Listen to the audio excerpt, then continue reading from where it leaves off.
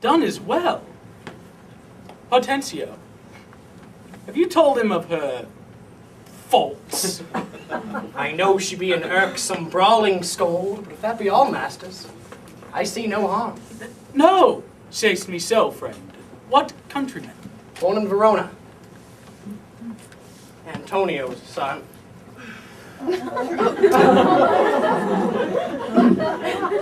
A man well known throughout all Italy.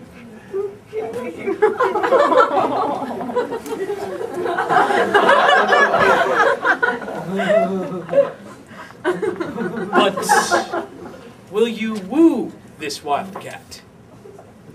Will I live? Will he woo her? Aye, or I'll hang her.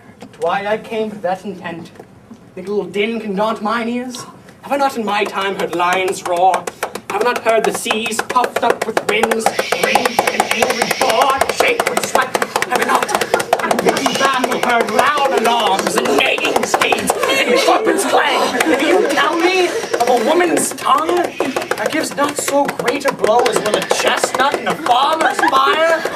Touch, touch, fear poison bugs. For he fears none.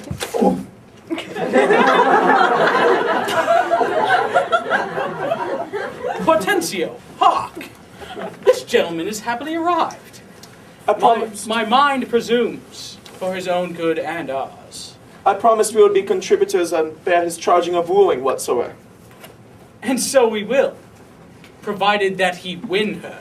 I reserve a good dinner. Gentlemen, God save you, tell me, which is the readiest way to the house of Signor Baptista Manola? He that has the two fair daughters, is he, you mean? Even he, Biondello. Hark you, sir.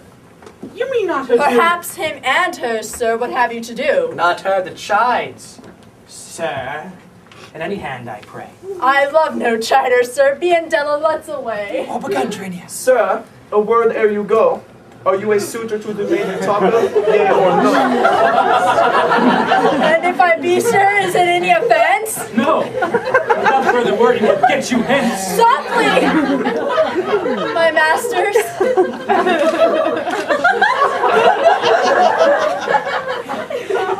If you be gentlemen, do me this right, hear me with patience.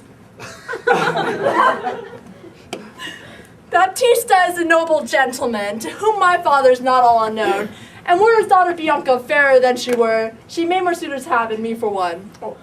May I be so bold as ask you, have you yet ever seen Baptista's daughters? No, sir, but here I do that he hath two, one famous for a scolding tongue, as the other for beauteous modesty. Sir, the first one's for me. Let it go by.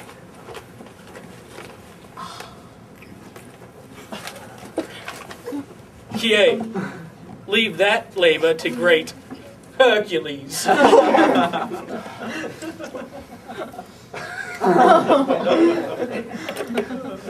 Sir! Understand this, me of you in sooth.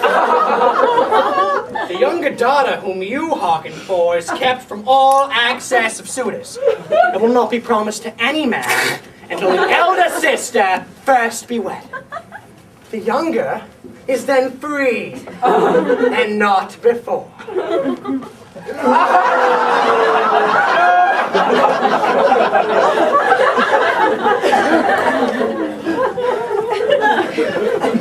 If you are the man to break the ice and do this feat, achieve the elder, set the younger free, may we contrive this afternoon, strive mildly, but eat and drink as friends. Oh, excellent motion. Fellows, let's be gone.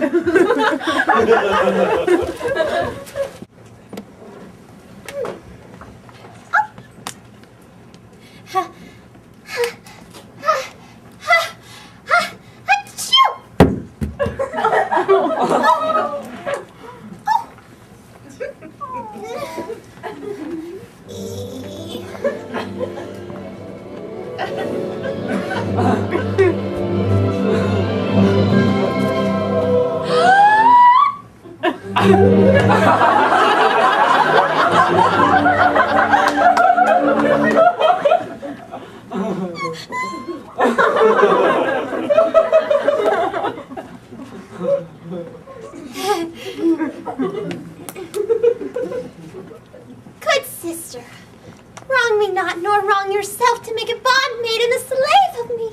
That I disdain. But for these other gods, unbind my hands.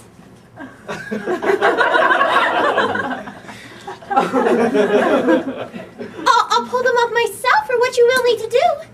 So well I know my duty to my elders. Of all thy suitors, here I charge thee. Tell whom thou lovest best. See thou dissemble not. Oh, believe me, sister. Of all men alive, I have not yet beheld that special face, which I could fancy more than any other.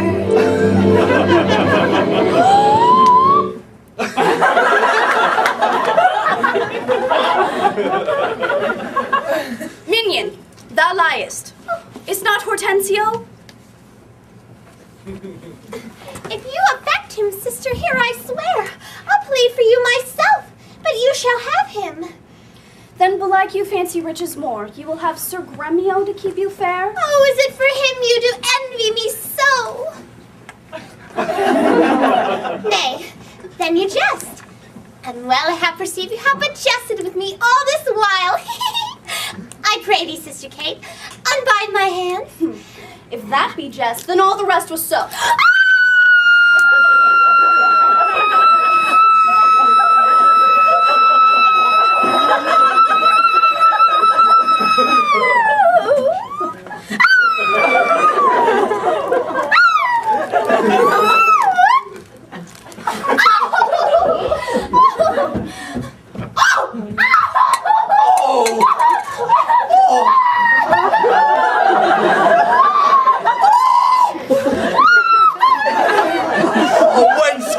This insolence! Oh, Bianca, stand aside! Poor girl, she weeps! Oh, no.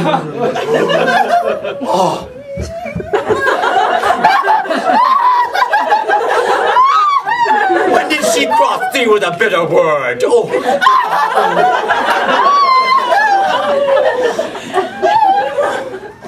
Her silence flouts me, and I'll be revenged.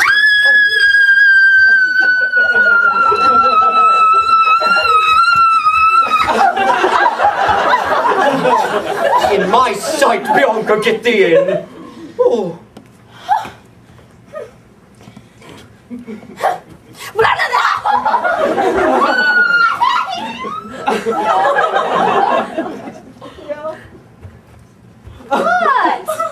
Will you not suffer me? Nay, now I see. She is your treasure. She must have a husband. I must dance barefoot on her wedding day. For her love, me apes into hell. Talk not to me. I will sit and weep till I can find an occasion of revenge.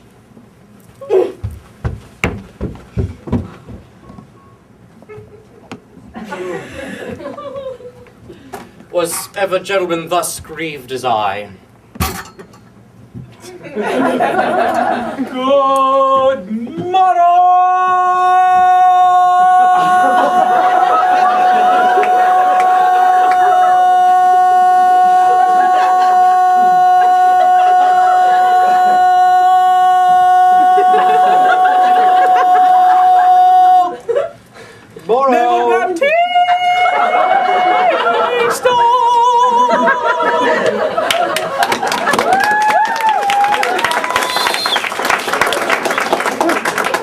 Good morrow, neighbor Gremio.